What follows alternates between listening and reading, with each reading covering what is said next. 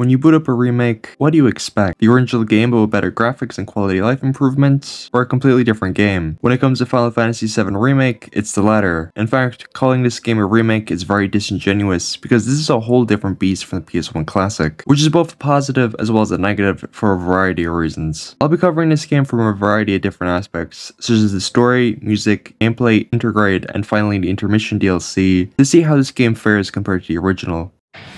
Since this game only covers the opening hours of Final Fantasy VII, the story is obviously very different from the original PS1 classic, which is both a good and a bad thing. For the most part, the story plays out as you expect. Cloud gets hired by Avalanche to commit terrorism, he runs into Aerith, gets blown into the slums, and then it happens. The Whispers appear. These things are pretty meta, to say the least, with the sole purpose of ensuring that the story plays out like in the original game, one for one, until it turns out they've been manipulated by Sephiroth, or maybe they're actually his clones from the future. Who really knows? Hopefully that's cleared up in either Rebirth or Remake Part 3. I guess on the topic of Sephiroth, he's time traveler now, maybe? While it's not outright stated, it's heavily implied that after getting his ass handed to him by Cloud and Advent Children, good old Jenova Jr. used the livestream to get one over Cloud and friends by rewriting his story. Although maybe Aerith also knows what's happening, again heavily implied but never outright stated. Sephiroth and Aerith being these all-knowing deities is something I'm gonna have to wait until the end of the Remake trilogy to give a full opinion on, but from this game alone, it's a story decision that I don't hate, but don't necessarily fully support,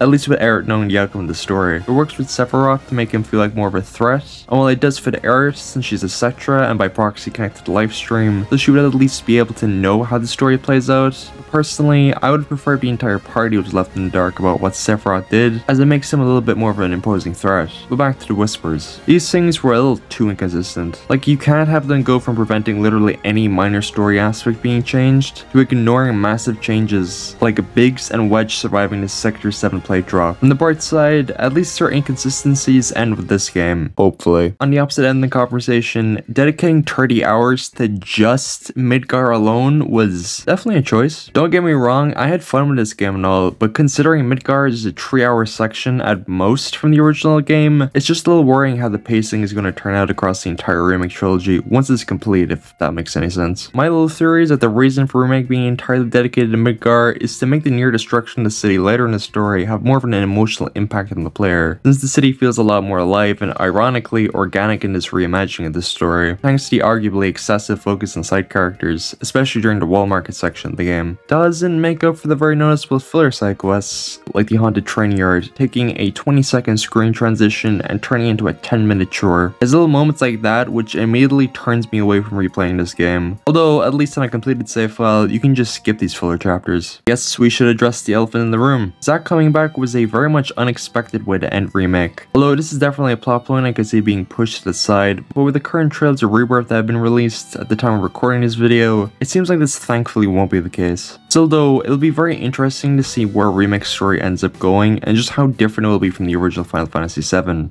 We need a minute to talk about the soundtrack, because it's the one part of this remake that I consider truly perfect. Every track included in this game from the original has been perfectly remade, especially the ballad theme. God, this just makes you pumped even when you run into a random enemy in the overworld, and don't even get me started in the original song made for this game, Hollow, perfectly capturing the feeling of uncertainty and mystery created by the game's narrative. This game also gifted us with a strong contender for the best variation of One Winged Angel. You can really feel the power and chaotic force created by Sephiroth in this game as it comes to its batshit insane inclusion. It really can't emphasize enough just how much of a banger this OST is. You should really listen to it yourself if you haven't after this video.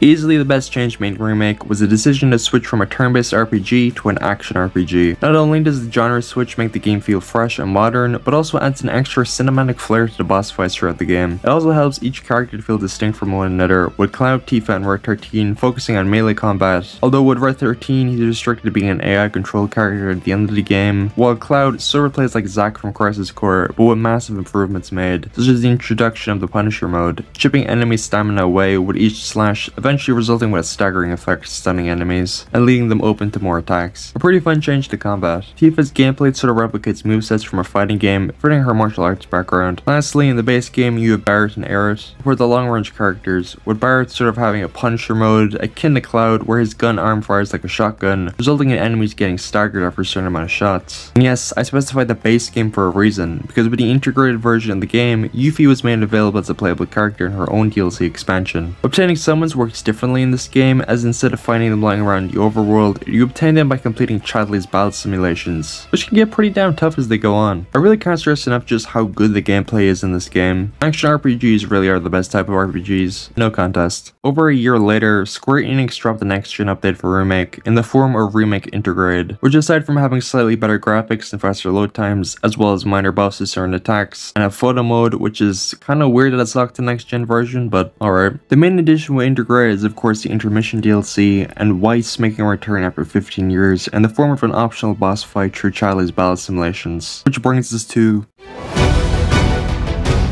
For just 20 bucks or a PS Plus subscription, you can blast through an hour-long side campaign. Considering you can get whole entire games for 20 bucks that last more than 5 hours, it's kinda wild that Sqaure charged people a $19 Fortnite card for this, but I suppose I can't complain too much because you can get this DLC for free with PS Plus, or PC players though. As mentioned before, this DLC adds Yuffie as a playable character, although she can only be used in this DLC story. Her gameplay consists of both long range and melee attacks, which is pretty unique, like a best of both worlds situation. The only other character that can be used in her party is a completely brand new character, Sonon, who is another AI controlled character like Red 13. Too bad this is both his first and final appearance. Unless he comes back as like a deep ground experiment later on. I can definitely see that happening. His main purpose is to act like a mentor to Yuffie, as well as giving us a taste of how the synergy attack is going to function in Rebirth. Although I wonder if this means Rebirth will also have a DLC that gives us a peek at a new gameplay gimmick in their next Remake trilogy entry. The main thing to discuss about this DLC is the fact they brought Deep Ground back. It turns out now that Scarlet is in charge of the division, with Nero and Weiss making a comeback, although Weiss is just a secret boss in the main campaign, while Nero is the final boss of Yuffie's campaign, which is honestly one of the best boss fights in the game. This also raises the question of whether or not Deep Ground will play a big part later in the Remake trilogy, especially with Genesis and all, or